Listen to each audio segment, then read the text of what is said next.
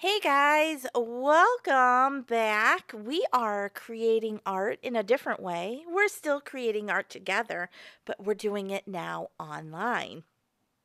And so I'm just going to get started right away. We're going to be looking at the artist Beatrix Potter. She is famous for illustrating and authoring all the Peter Rabbit books.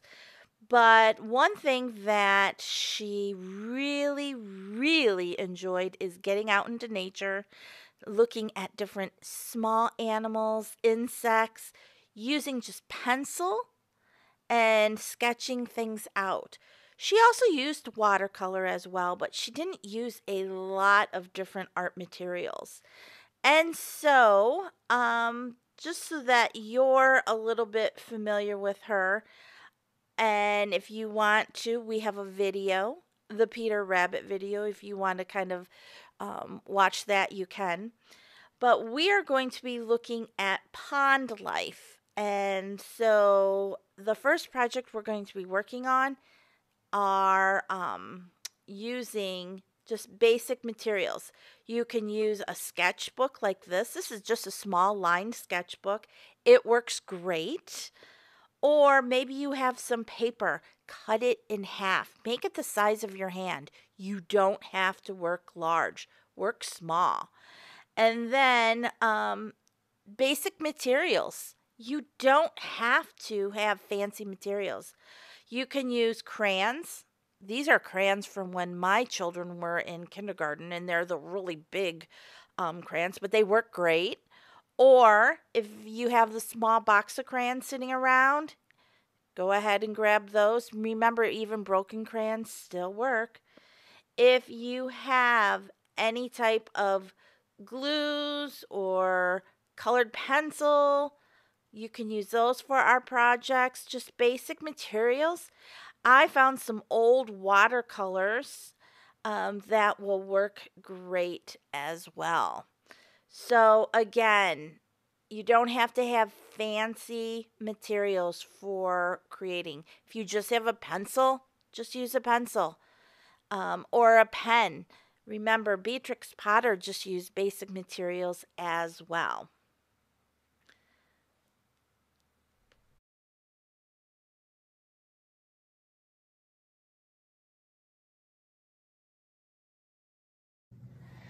So the project we're going to work on today is creating a lily pads with water lilies, some reed plants that are in maybe a small pond or a bog.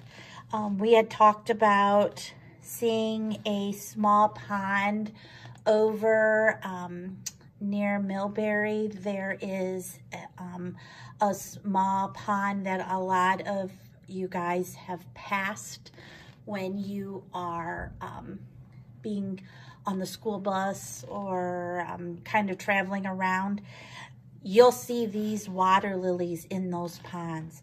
Now this is a basic water lily. You see the large lily pads, and then this is the flower, the lily. Now if you understand, white lilies are considered hardy lilies. They come back every year. The roots of these go way down, a good 12 inches, where if this is pink or purple, those lilies are considered tropical, and they would be in a tropical climate. If you understand, in Ohio, we have snow. It's not always tropical here unless it's summertime. So a lot of the lilies that you see in ponds have white lilies. Those are hardy lilies, hardy water lilies. Okay, the first thing we're going to do is we're going to sketch these out with pencil. And then I'm going to show you some different options on how you can add color to your water lily habitat. Beatrix was very much influenced by ponds, and she wrote different children's books based on that. So she was really inspired. You can see over here, there is a little frog. And that is the tale of Mr. Jeremy Fisher. He's the little frog next to the water lily. But then this is a painting that she did in 1906. And it's kind of like the water lilies in the tale of Mr. Jeremy Fisher. And it is the same type of habitat that he would have been in. She used pen and ink and watercolors. So you could use pen, that'd be fine, an ink pen, but I'm gonna sketch it out with a pencil first. So some options that you can do is, this one was sketched out. These were all sketched out with pencil. This one is colored pencil, and this one is crayon. The crayon's a little bit brighter, but again, you can see that there are two options. You could also use markers as well. I'm going to sketch out how to create this habitat of the water lilies and the bog plants. And then from there, I'll show you how to add watercolor.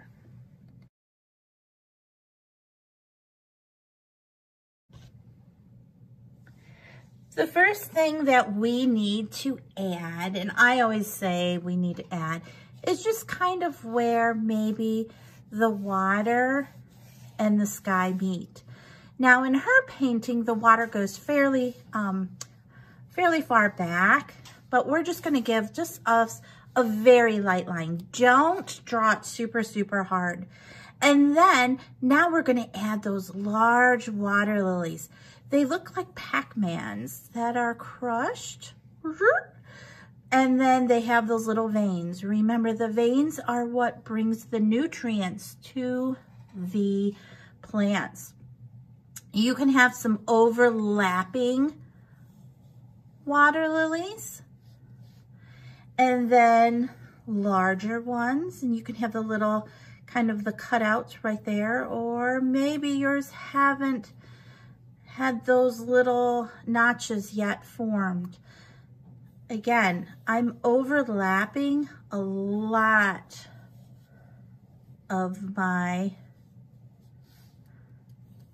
water lilies. And then the flowers are super, super easy to make. I always start with a little U and then bring them down, these little petals, and they're just upside down V's, or little, you could say they look like little mountains. You don't have to make them super, super big. The flowers are always much smaller than the large leaves. Maybe you want to have two, maybe you want one down here. So I'm going to do that U and put those curves in, and then add some more petals, overlapping. Now remember, there's going to be a really long stem, and these go way down into the bottom of the pond.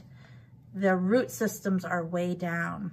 So the leaves float to the top, but the roots are pretty much down in the dirt or the sand of the pond. And then when these lily pads cover the water, then the fish and any type of animal or even insects that are underneath, they are underneath and they're eating a bunch of the little, you could say, any type of growth that is not taking, not good for the water. They'll eat that up. So the fish love to be at the bottom of the pond, and they're just chomping away at any bacteria. And then you have these are the floaters right here. They like to float at the top. Plants down underneath in the water are submergibles, and they are the ones that kind of keep the water clean as well. So we also need to have these beautiful reeds. Now these are just really tall, thin grasses that grow in ponds. So these are really super easy to make. They're just straight lines that go down. And then I'm just gonna add some more over here. Remember, it's up to you how you want your pond to look. I'm only doing a couple flowers. Maybe I'll do one more right here. So I'm gonna do a U, put the petals, remember they're just upside down V's, and put those in. And then he's kind of floating on top of the water. And then here are some more reeds overlapping. There's a lot of these. They're pretty healthy, so they're really growing in abundance.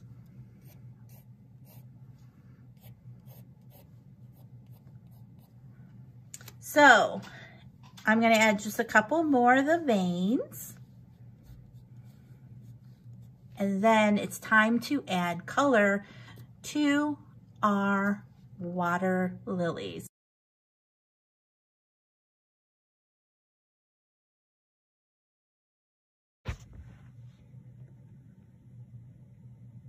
So now to add the color to our water lilies, I'm just going to use some old paints that I have found laying around our house. And you can tell they've been around for a while. Remember, just like when we're in our art studio at school, we always start with the lightest colors first. So I'm gonna use this yellow, and it has some green in it, but that's okay. So I'm gonna go in and just kind of put some yellow in my lily pads. Then I'm gonna kind of work into the greens. That green kind of looked the same. It's gonna be kind of a surprise to see what colors these are because they have been around for a while.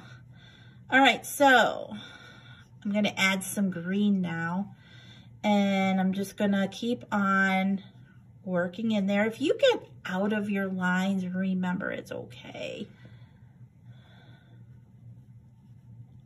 Just adding some in here. I really like how watercolors do kind of overlap and blend. I'm gonna add a little bit more yellow, and now into the greens. Now, if we want to make this green darker, I know you're all gonna be shouting out, add black. You can add black. You can also add a little bit of brown. Now that brown's really brown, almost has like a red to it. I could add a little orange to it. The orange will actually make it look a little bit more brown. I can also add, I have a little bit of turquoise. I can add that. Remember, kind of limit yourselves to a couple colors per lily pad. And I'm just going to keep on adding more and more and more. So I'm working on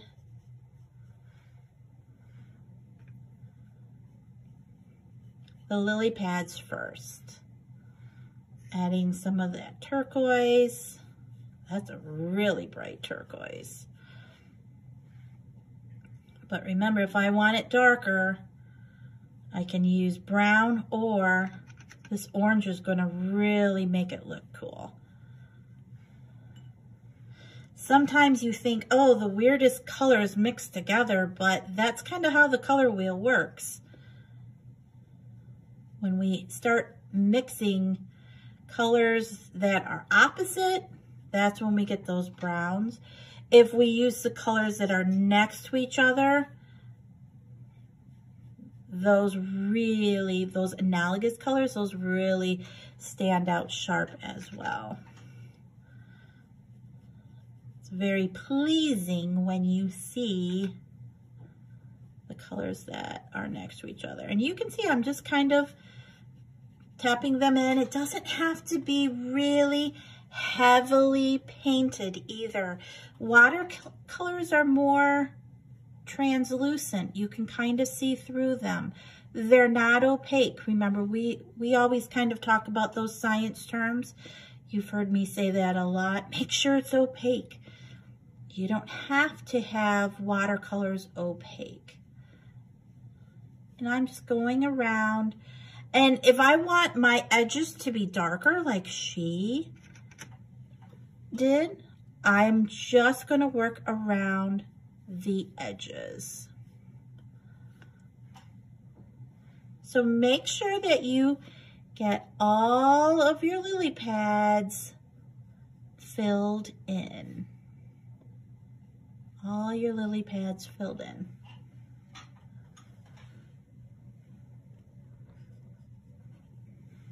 I really liked how this green right here and this orange mixed together. I really like that. And it just gives you a little bit darker. And remember, if you're mixing in your paint trays, all you have to do, if you get too much, and just take your brush, kind of rinse it out. Remember, do a gentle tap.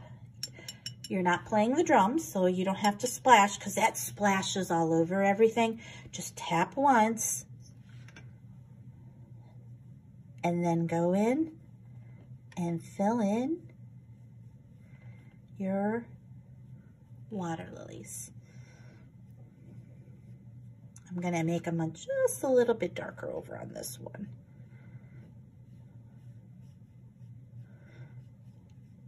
If you don't have a paintbrush, you could also use a Q-tip. It might kind of fall apart a little after a while, but you could just try that out too. Or a paper towel. Just kind of be creative with what you have. You're smart, you'll figure it out. And then I can go in and I can start adding some of those grasses. Now I'm going to go also add in the water. So I'm going to start with a light blue. And remember, if it gets too dark, I'm not going to add more paint. I'm going to add more water. Adding more water makes it more transparent. Translucent.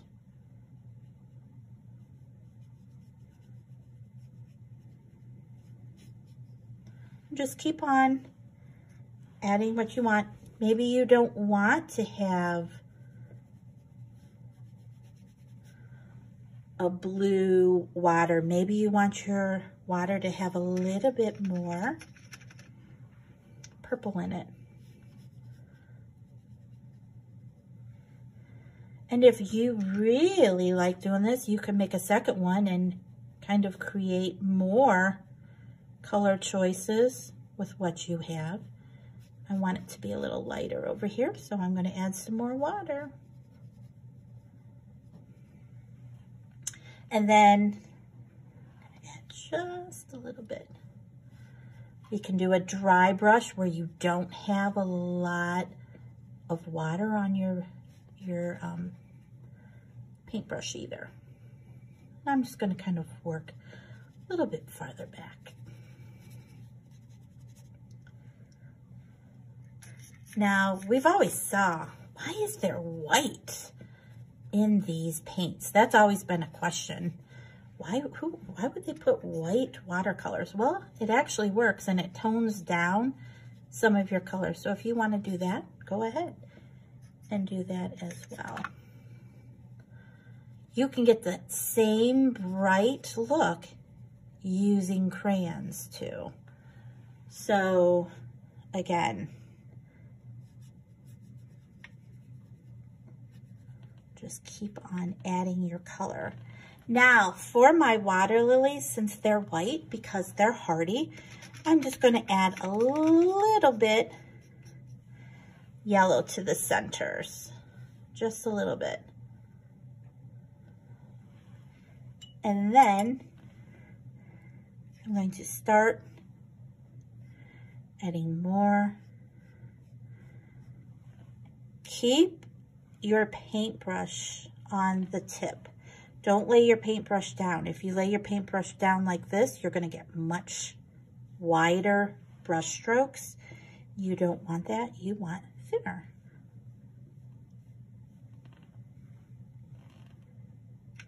I'm going to add a little darker as well. Maybe some of those are dying off. They've been there a while. Maybe some dark blue.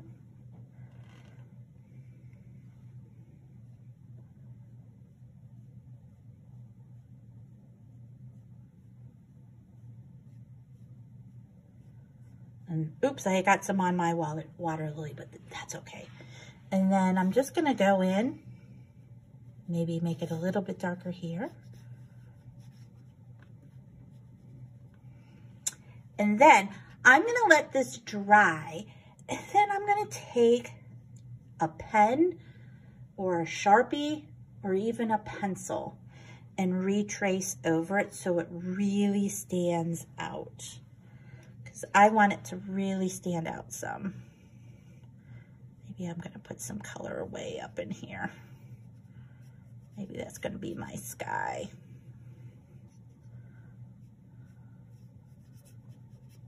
But the key is to these is having these be thin. And make sure that those are thin, okay? So I'm gonna let this dry and come back in a couple minutes. If you have just a regular ink pen, this is going to work fine. Just kind of go in. It's going to give you those really delicate lines that you want. And don't forget to go in and add the veins. If you want to use a Sharpie, you can. That's fine. It's going to still give you those lines, but this pen works great. I'm just going in and I'm outlining everything that I drew. Now, if I want to have a little bit of cross hatching, I can. That's that really delicate lines. I can add some of that in as well. I can even add a little texture inside the flower. I'm going to do that for all my lilies, the flowers, and the lily pads. Just using a marker or a pen. The pen is working great. If you have washable markers, you can get the same look by just kind of outlining the edge and then filling it in. This is the time that you can really explore with different materials and items in your house. You don't have to have fancy. You don't have to have any type of fancy type of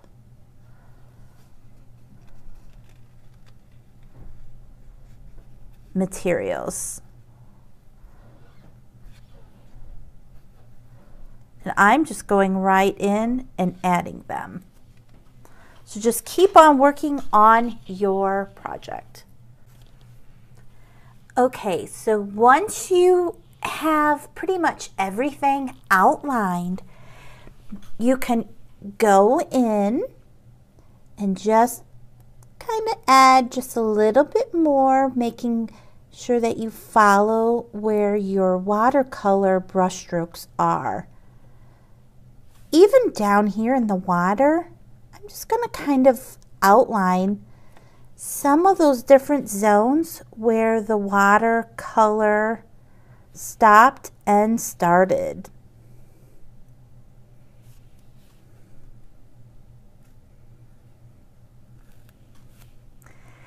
And then you have your habitat of your pond.